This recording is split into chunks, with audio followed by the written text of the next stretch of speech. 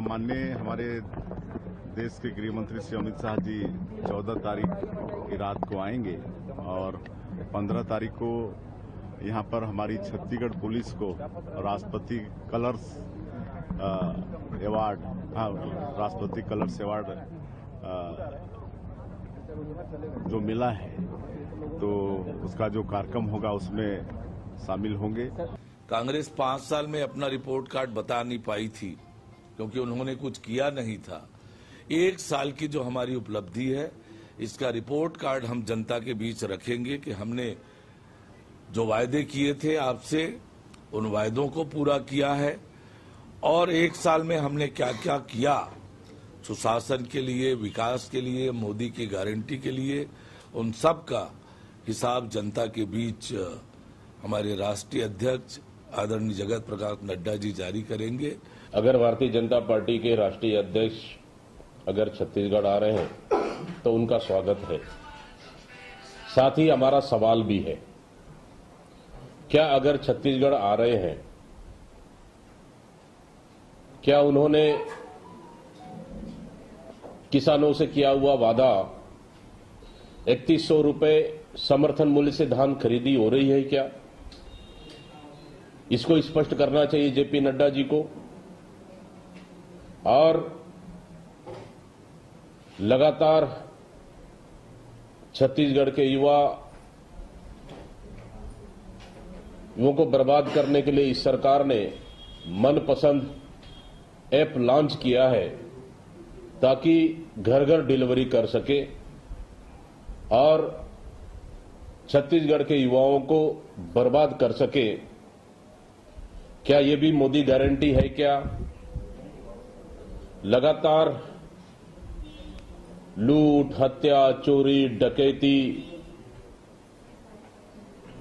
और प्रदेश के युवा सूखा नशे के चपेट में है।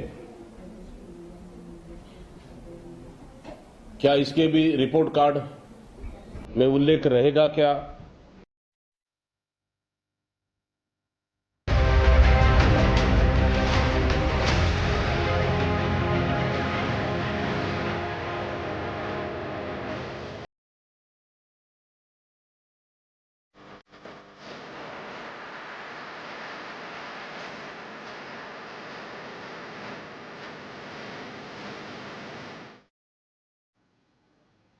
नमस्कार, मैं हूं मोहन तिवारी। आज के मुद्दे में आपका स्वागत है और आज का मुद्दा हमारा आधारित है, सरकार के 1 साल पूरे हुए हैं तो सरकार अपना रिपोर्ट कार्ड बनाकर तैयार रखे हुए है और इसे पेश करेंगे बीजेपी के राष्ट्रीय अध्यक्ष जेपी नड्डा। जी हां, बीजेपी के राष्ट्रीय अध्यक्ष जेपी नड्डा का छत्तीसगढ़ दौरा होने वाला है और इस दौरे का मुख्य उद्देश्य यही है कि सरकार रखेगी जनता के सामने अपना रिपोर्ट कार्ड। आमतौर पर अपना रिपोर्ट कार्ड सरकारें छुपा लेती हैं, जनता ही उन्हें जब 5 साल बाद रिकॉर्ड और कार्ड दिखाती है तब समझ में आता है कि उनके रिपोर्ट कार्ड में कितने नंबर लिखे थे।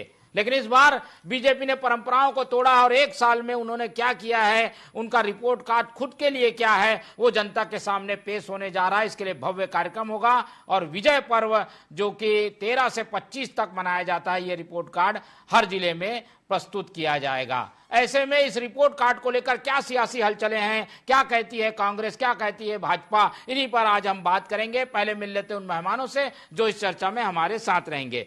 हम बहुत स्वागत करेंगे, हमारे साथ हमारे स्टूडियो में कांग्रेस का पक्ष रखने के लिए मौजूद है तेज तर्रार नेता विपिन मिश्रा जी। बहुत स्वागत है आपका।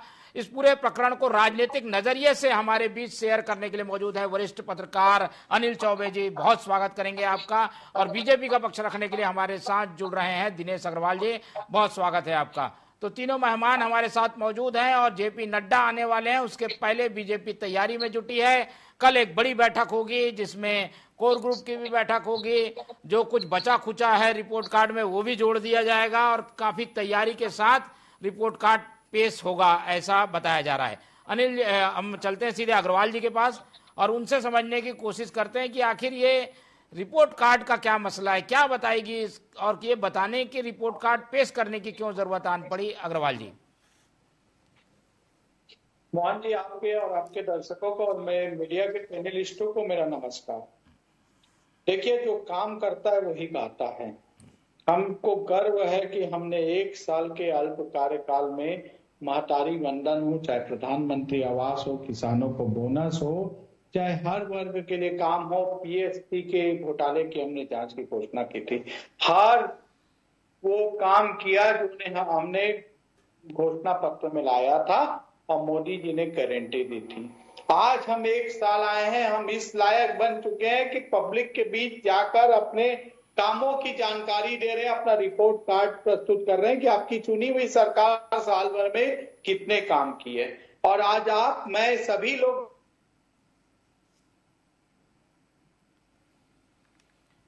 चलिए दिनेश जी से संपर्क करने की कोशिश करते हैं। दिनेश जी, मेरी आवाज आपको मिल पा रही है?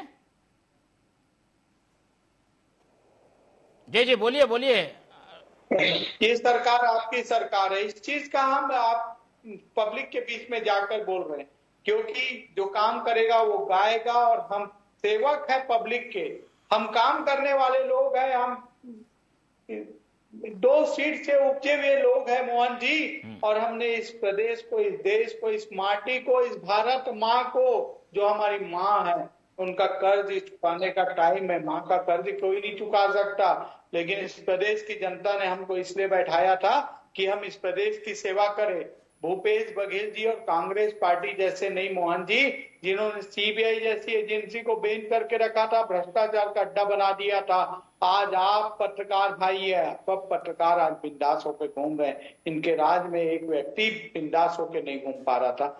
और हमें गर्व है कि हमारे राष्ट्रीय अध्यक्ष आ रहे हैं, विश्व की सबसे बड़ी पार्टी के सबसे बड़े नेता उस पार्टी के अध्यक्ष आ रहे हैं। ये हमारे लिए बहुत गर्व की बात है। और हमारे लिए और गर्व की बात है कि हमने साल भर में नक्सल को इतने नक्सलाइट मारे हैं कि नक्सलवाद को खत्म करने में हम उतारू आ गए।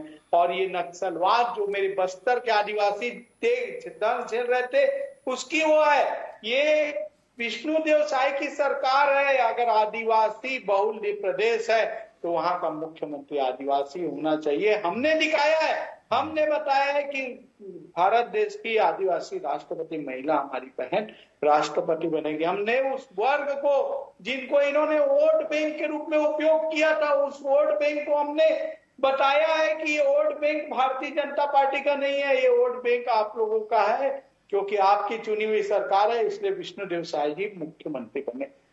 हम सब ने देखा है, हम वोटों की राजनीति नहीं करते मोहन जी। हम आज देख रहे हो स्वास्थ्य के क्षेत्र में कितने काम हो रहे हैं। मेकाहारक हॉस्पिटल देख लो, मनेनगढ़, चिरमी, कोरिया, सरगुजा जैसे एरिया को देख लो, बस्तर जैसे जगह को देख लो, आज हॉस्पिटल की बाढ़ आ गई है। आज रोज नए नए निर्माण कार्य हो रहे हैं, क्योंकि हमको मालूम है कि 3 चीज की मूलभूत आवश्यकता होती है, स्वास्थ्य, चिकित्सा और यातायात। नितिन गडकरी जी आए, 20,000 करोड़ रुपए दे के गए। अभी नगरीय प्रशासन में साल भर में बता दूं मोहन जी, 2,000 करोड़ रुपए के काम हुए साल भर में। इन्होंने खोदापुर बना दिया था, पूरे प्रदेश को एक काम नहीं होते थे।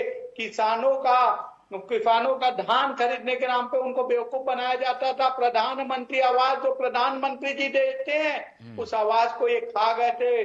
उसका परिणाम था मोहन जी, टीएस बाबा को प्रधानमंत्री आवास के नाम से अपने पद से इस्तीफा देना पड़ा था। इनको शर्म आनी चाहिए डिबेट में बैठने से पहले। किस मुंह से ये डिबेट में बैठे हैं? 75 सीट दी थी इस प्रदेश की जनता ने। इनको एक तरफा शासन दिया था मोहन जी, लेकिन इन्होंने बता दिया कि हमेशा भ्रष्टाचार करते आए, और भ्रष्टाचार से जन्मी हुई पार्टी हमेशा भ्रष्टाचार करेगी। इसलिए प्रदेश की जनता ने इनको हटा दिया और हमको इस प्रदेश की बाग तोड़ दी, क्योंकि ये जान चूक की है देश की जनता और प्रदेश की जनता कि भारतीय जनता पार्टी है जो विकास की राजनीति करती है। हम ये सारी बातें सुन चुके हैं अग्रवाल जी। अब हम चाह रहे थे इस रिपोर्ट कार्ड में आप बताएंगे क्या पॉइंट आउट करने वाले हैं, इस पर थोड़ा सा जल्दी से डालिए, फिर हम विपक्ष की प्रतिक्रिया लेते हैं। मोहन जी, महतारी मंडल में जो पैसे जा रहे हैं आप जान रहे हैं, महतारियों के प्रधानमंत्री आवास मिल रहा है, लोगों को नल जल योजना मिल रही है, सड़क मिल रहे हैं, चिकित्सा की सुविधाएं मिल रही है, यातायात की सुविधाएं मिल रही है, हर वर्ग खुश है। उस सबको, सब वर्ग का, चाहे किसान हो, व्यापारी हो, चाहे वो मेरा युवा हो जिसको पीएससी घोटाले के रूप में पूरे युवाओं का युवन इन्होंने बर्बाद किया था, उसकी जांच करके हमने 1 साल के अंदर कार्रवाई की। हर वर्ग का डाटा लाएंगे। आएंगे आपके पास आएंगे, लेकिन अब विपक्ष को भी सुन लेते हैं, क्योंकि आपने तो लंबी चौड़ी लिस्ट बना ली है और शायद इसीलिए इन लिस्ट को अब जनता के बीच आप लोगों की ले जाने की तैयारी है। विपक्ष क्या सोचता है, क्योंकि 1 साल आपके भी पूरे हो गए हैं विपिन जी, क्या करेंगे आप लोग? सवाल करके घर में बैठ जाएंगे या फिर सड़कों में उतरेंगे? क्या लगता है सरकार ने जो कहा था वो पूरा नहीं हुआ है क्या? ये तो अपना रिपोर्ट कार्ड बता रहे हैं, कांग्रेस क्या करने वाली है? देखिए, मैं आपके चैनल के माध्यम से बताना चाहूंगा कि Bharatiya Janata party report card के 1 साल में कुछ नहीं हुआ, इनका पूरा रिपोर्ट ही फेल हो गया है। रहा सवाल, छत्तीसगढ़ में भारतीय जनता पार्टी की सरकार बन गई है, 1 साल में कहीं कुछ नहीं हो रहा है। प्रदेश में लॉ एंड ऑर्डर पूरी तरह से फेल हो चुका है। कवर्धा के अंदर में आपने देखा कि पुलिस कस्टडी में उस नौजवान को पीट पीट के उसको जान से उसकी हत्या हो जाती है। लॉ एंड ऑर्डर प्रदेश में पूरी तरह से फेल है। बलरामपुर, सूरजपुर में दिन दहाड़े पुलिस के थाने को जला दिया जाता है, एसडीएम को दौड़ाया जाता है। आज प्रदेश में रोड की हालत बद से बदतर हो चुकी है। अगर मैं बात करूं, शिक्षा विभाग पूरी तरह से खत्म हो चुका है। कहीं जो आत्मानंद स्कूल खोला था वहां की हालत बहुत बद से बदतर हो चुकी है। पाठ्य पुस्तक निगम, जहां पर किताबें छपाई जाती हैं, वो पाठ्य पुस्तक निगम की जो किताबें हैं वो रद्दी के भाव बेचे जा रहे हैं। और तो और कहीं कुछ नहीं। और जेपी नड्डा जी आ रहे हैं, रिपोर्ट कार्ड पेश किया जा रहा है। जेपी नड्डा जी को रिपोर्ट करना पड़ता है केंद्र में, नरेंद्र मोदी और शाह को। ये 2 ही लोग सबका रिपोर्ट ले रहे हैं पूरे प्रदेश के और पूरे देश के अंदर में। भारतीय जनता पार्टी ये क्या बोले कि हम सेवा कर रहे हैं, ये सेवा नहीं कर रहे हैं। भारतीय जनता पार्टी खाली और खाली धर्म की राजनीति कर रही है और ये कुछ नहीं कर रही है। आज प्रदेश के जो किसान हैं, 3100 रुपया समर्थन मूल्य के तहत हम किसानों का धान खरीदेंगे, इन्होंने कहा था, ये कुछ नहीं कर रहे हैं। आज आप जाके देखिए सोसाइटी में, ग्राम पंचायत में किस तरह से किसान परेशान है। रहा सवाल, आज शहरों की स्थिति क्या है? रायपुर राजधानी तो चाकूबाजी हो रहा है, कहीं हत्या हो रहा है, मर्डर हो रहा है, रोड पूरी तरह से जर्जर हो चुके हैं। भगवान भरोसे चल रही है छत्तीसगढ़ की भाजपा की सरकार। ये छत्तीसगढ़ की 3.25 करोड़ जनताओं को लग रहा है कि भगवान अगर 5 साल किस तरह से बीते, ये तो पूरी तरह से नाश करने पे उतारू हो गए हैं इस प्रदेश का। लेकिन विपिन जी, आप इतनी सारी चीजें बता रहे हैं, पर जनता में क्यों नहीं दिखाई देता? जब भी चुनाव होते हैं बीजेपी जीत जाती है। जनता को दिखाई नहीं देता। 15 साल भारतीय जनता पार्टी की सरकार थी और 15 साल इनकी सरकार थी, डॉक्टर रमन सिंह जी मुख्यमंत्री हुआ करते थे। जब 18 में ये 15 सीट में आ गए, भाई अगर जनता ने अगर हमें जनादेश दिया है, अगर हम 35 सीट में आए हैं, अगर भारतीय जनता पार्टी की सरकार बनी है, लोकसभा में इसका असर दिखता। जनता ने जो हमें आशीर्वाद दिया है, जनता ने हमें विपक्ष में रखा है और हमारा काम है कि छत्तीसगढ़ की 3.25 करोड़ जनताओं के मुद्दों को विपक्ष के तौर पर रखना, और हम उनकी लड़ाई लड़ रहे हैं। भाई अगर जनता ने हमें 35 सीट दिया है तो कहीं कोई दिक्कत नहीं है। लोकतंत्र में जो जनादेश आता है उसका सम्मान करना चाहिए, मगर भारतीय जनता पार्टी कुछ काम नहीं कर रही। एक खाली हवाबाजी नकली बात करना। हाँ, 1 साल में रिपोर्ट कार्ड अगर कहा जाए तो मंत्रियों के चेहरे के चमक तो बढ़ चुके हैं, क्योंकि जीएसटी में देखिए, जीएसटी में आज जो छोटे व्यापारी हैं, जो ग्रामीण स्तर के छोटे व्यापारी हैं, उनको नोटिस भेजा जा रहा है। वो भले टैक्स पे अपना पटा रहे हैं, पूरा उनका कागज कंप्लीट है, फिर भी उनसे पैसा लिया जा रहा है। ये पूरी तरह से प्रदेश में लूट खसोट चल रहा है। और ये मोदी की गारंटी, मोदी क्या गारंटी बताएंगे भाई साहब? 2014 में कहा था कि हर वर्ष 2 करोड़ नौजवानों को रोजगार देंगे। मां गंगा बहुत मैली हो गई है, गंगा की सफाई करेंगे। ये मोदी जी खाली झूठ बात करते हैं। चलिए आएंगे तो मौका दूंगा दोनों को, लेकिन पहले समझ लेते हैं कि आखिर 1 साल का ये जश्न क्या मैसेज देता है, क्या इसके राजनीतिक मायने हैं। अनिल चौबे जी हमको बताएंगे। अनिल चौबे जी, 1 साल तो पहले भी कई सरकारों ने पूरा किया, पर 1 साल का कोई ऐसा बड़ा जश्न नहीं दिखा। 13 साल 10 साल का हम लोग ने 5 साल पूरे करने के बाद फिर सरकार बनी तो जश्न देखा। ये क्या मैसेज है, क्या बताना चाह रही है सरकार, बीजेपी? देखिए, सामने नगरीय निकाय के चुनाव हैं। उस सरकार पूरे छत्तीसगढ़ में अपनी वाहवाही के लिए ये एक बड़ा कार्यक्रम अरेंज कर रही है। सरकार को करना भी चाहिए। 1 साल की रिपोर्ट कार्ड अगर पेश कर रही है तो अच्छी बात है। अब जिस दिन से शपथ ग्रहण हुआ है उसके बाद में जैसे जो मोटे मोटे इनके जो मैनिफेस्टो थे उनमें उन्होंने काम किया है, शुरू भी कर दिया। जैसे मातारी वंदना योजना में पैसा जा रहा है, कम जा रहा है ज़्यादा जा रहा है वो एक अलग बात है, लेकिन जा रहा है। धान खरीदी भी हो रही है, 21 की हो रही, 19 की हो रही, 15 की हो रही। वो एक कांग्रेस के लिए मुद्दा है, वो उस पर लड़ती रहेगी, लेकिन 21 रुपये में 21 क्विंटल धान इनको खरीदना ही पड़ेगी, चाहे आज खरीदे चाहे कल खरीदे। वो काम भी चल रहा है। और जो सबसे बड़ा मुद्दा इन्होंने बनाया था आवास वाला, उस पर भी काम चल रहा है। अब काम पूर्ण हुआ है ये तो बात नहीं है, लेकिन काम चल रहा है। विष्णुदेव सरकार का सबसे ज्यादा फेल्यूर स्थिति है कि एडमिनिस्ट्रेशन कंट्रोल बिल्कुल नहीं है।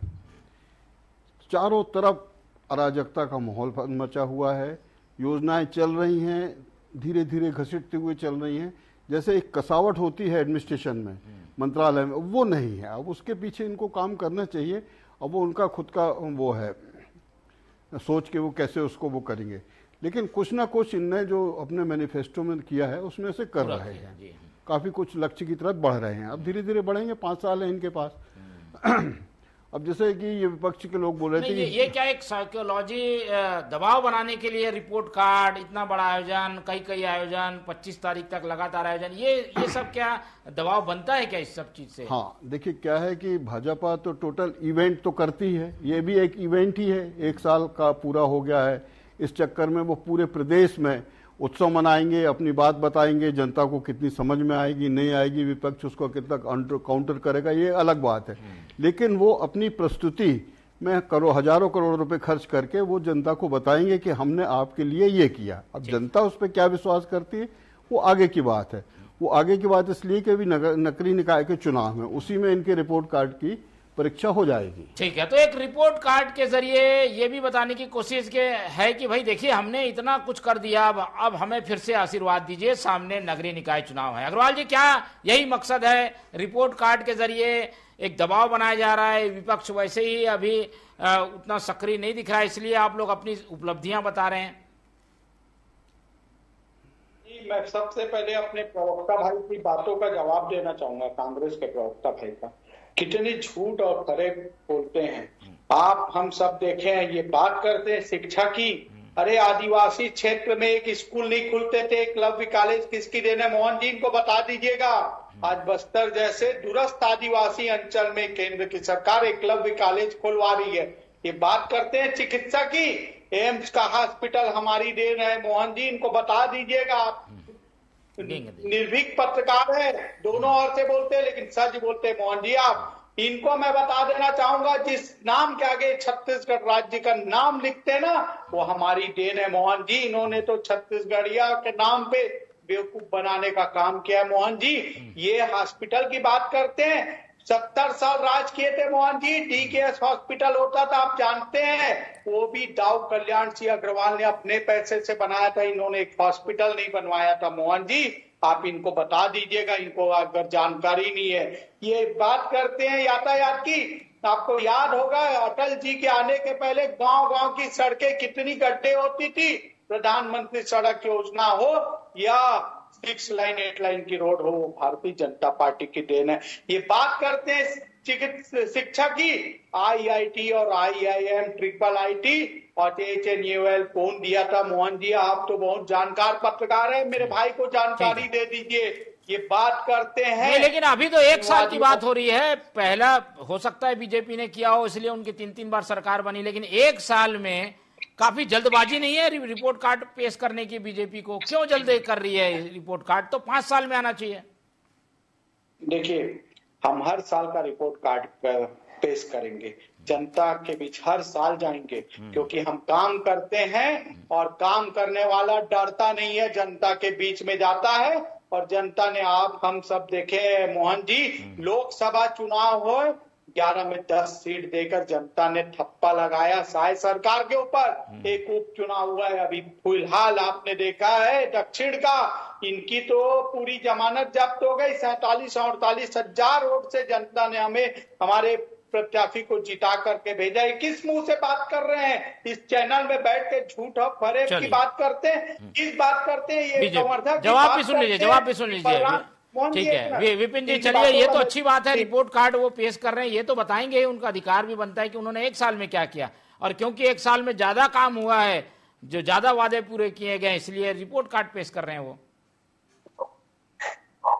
विपिन जी देखिए, मैं बताना चाहूंगा चिकित्सा के मामले में एम्स की बात किया इन्होंने, इनको शायद पता नहीं है, थोड़ी अपनी जानकारी दुरुस्त कर ले कि मनमोहन सिंह की सरकार हुआ करती थी और गुलाम नबी आजाद जी स्वास्थ्य मंत्री हुआ करते थे, तब क्या बोलते एम्स की नींव रखी गई थी। रहा सवाल ये कर कि दक्षिण में हमारा सुपड़ा साफ हो गया। ये 15 साल इनकी सरकार थी, 15 साल, और ये कितने सीट में आ गए? 15 सीट में सिमट गए थे। आज तक का इतिहास रहा, राज बनने के बाद 15 सीट किसी पार्टी की नहीं आई है। कांग्रेस पार्टी 15 साल विपक्ष में थे, लेकिन हम 38, 39, 40 सीटों में थे। रहा सवाल भारतीय जनता पार्टी, हाँ, अमित शाह जी क्या कहते थे कि दादा चक्की पीसेगा, अब चक्की पीसेगा, 15,000 करोड़, अब तो जेल जाएगा। अजीत पवार भाजपा में गया, तुरंत एकदम व्हाइट वॉशिंग मशीन की तरह साफ। आज ये जिस पार्टी में, और भारतीय जनता पार्टी जिस तरह से बात कर रही है कि बहुत हम विकास की बात कर रहे हैं, हम शिक्षा की बात कर रहे हैं, एकलव्य की बात कर रहे हैं, आत्मानंद अंग्रेजी मीडियम स्कूल अगर किसी ने खोलने का काम किया है तो कांग्रेस पार्टी की सरकार में हुआ है। बस्तर के जो आदिवासी थे वो बंदूक छोड़ के उनके हाथों में कलम आ गई। आज जो दिख रहा है वो नींव हमने रखा था, जो हमारी सरकार थी कांग्रेस पार्टी की। और ये कहीं कुछ नहीं कि ये है भारतीय जनता पार्टी। हाँ, एक खाली धर्म के नाम पे इनको वोट मिल रहा है, इसमें कहीं कोई दिक्कत नहीं, मैं इस चैनल के माध्यम से स्वीकार करता हूं। केवल धर्म के नाम पर कर रहे हैं, जवाब दे दीजिए। एक खाली इनका नींव ही धर्म से है भाई, हमसे बड़ा सनातनी कौन है? लेकिन इस समय खाली धर्म की राजनीति कर रहे हैं, धर्म के कारण इनको बोलिए जल्दी बोलिए। लोकतंत्र में अगर जनता ने अगर आपको विपक्ष में रखा है तो विपक्ष की जो भूमिका होती है, विपक्ष में भाई जनता की लड़ाई लड़ेंगे, 3.25 करोड़ जो जनता छत्तीसगढ़ सरकार की। रहा सवाल, कहीं कोई रिपोर्ट कार्ड पेश नहीं हो रहा है, खाली रिपोर्ट कार्ड तो यहाँ अमित शाह और नरेंद्र मोदी जी ले रहे हैं लोगों का, पूरे हिंदुस्तान के मुख्यमंत्रियों को ले रहे हैं। जेपी नड्डा, जयप्रकाश जो नड्डा जी हैं, वो राष्ट्रीय अध्यक्ष हैं, उनके राष्ट्रीय अध्यक्ष है, उनको माननीय है, वो हमारे सम्माननीय है, हिमाचल से आते हैं, युवा मोर्चा के राष्ट्रीय तत्व में जानता हूँ जरूरत है नड्डा जी को, विदेश से आके फॉरेन से खाली एक इनके कार्ड हमारा राष्ट्रीय अध्यक्ष मोदी और शाह का चरण चुंबक के बिना तो किसी का कुछ हो ही नहीं पा रहा है। मोदी जी आज ही हमारे वरिष्ठ नेता है और भारतीय जनता पार्टी के सम्मानी नेता है। हम लोग कद्र करना जानते हैं, इज्जत करना जानते हैं अपने नेताओं के। आपके जैसे भूपेश बघेल मुख्यमंत्री के सामने जाके राजनांदगांव में आप ही के जिला पंचायत ने उसको सत्कार किया था। ये परंपरा आपके यहाँ होगी, हम सम्मान करते हैं अपने हर वर्ग में चला जाए तो पाक साफ हो जाता है। आज अगर कोई पार्टी छोड़ के भाजपा में चला जाए तुरंत पाक साफ। आप देख लीजिए महाराष्ट्र के अंदर में। मैं सवाल कर लेता हूं। अग्रवाल जी, कहने का ऐसा ये है कि भाई ये सारे आयोजन करके अपने नंबर बढ़ाने की सरकार कोशिश कर रही है। शाह जी अपने नंबर बढ़ाना चाहते हैं, जो लोग मंत्री हैं वो अपने आप को बचाए रखना चाहते हैं, कहीं बदल ना दे, इसलिए ये आयोजन हो रहे हैं। क्या कहेंगे इस पर? मोहन जी, इनको बता देता हूँ, ये 5 साल में अपना रिपोर्ट कार्ड नहीं प्रस्तुत कर पाए। 15 सीट की बात करते हैं ना, निसंदेह प्रदेश की जनता ने इनकी झूठे घोषणा पत्र पे आके 15 सीट दिया था, 75 सीट इनको दिया था।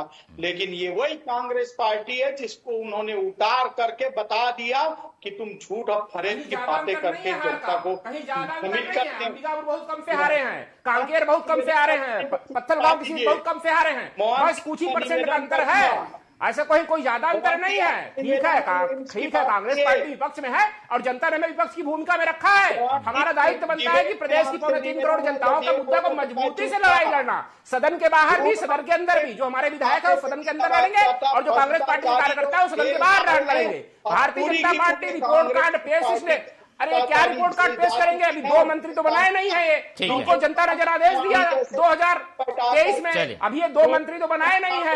एक करके ठीक है। भारतीय जनता पार्टी ठीक है, रिपोर्ट नहीं है। चलिए ठीक है चलिए छोड़ रहे हैं। अनिल जी के पास चलते हैं। अनिल जी, आखिर होने क्या जा रहा है? एक तरफ सरकार जश्न मना रही है, दूसरी तरफ विपक्ष विरोध कर रहा है, लेकिन आने वाली राजनीति क्या दिख रही है आपको? क्या दूरदृष्टि आपकी क्या बताती है?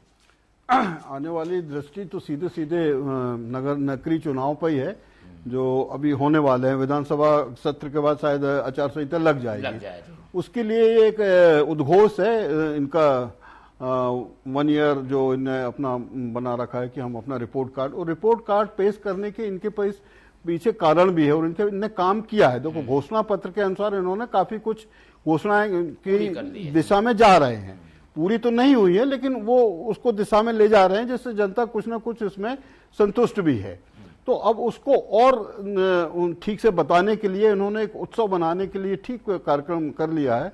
अब इसका इनको निश्चित ही अपना नगरीय निकाय चुनाव, पंचायत चुनाव में अगर ये घर घर पहुंच गए रिपोर्ट कार्ड लेके, तो इनको एक प्रकार से काफी कुछ इसको फायदा मिलेगा। क्योंकि नहीं, और नड्डा जी और ये शाह जी के नजरों में चढ़ने की कोशिश तो नहीं है इस तरीके के आयोजन से? देखिए, नड्डा जी के पास तो शायद रिपोर्ट ना हो, लेकिन शाह जी के पास पूरी रिपोर्ट है। यहाँ पर शाह जी के कम से कम 7 या 8 लोग हैं जो लगातार यहाँ से अमित शाह के लगातार यहाँ से फैक्स और सारी चीजें भेज रहे हैं।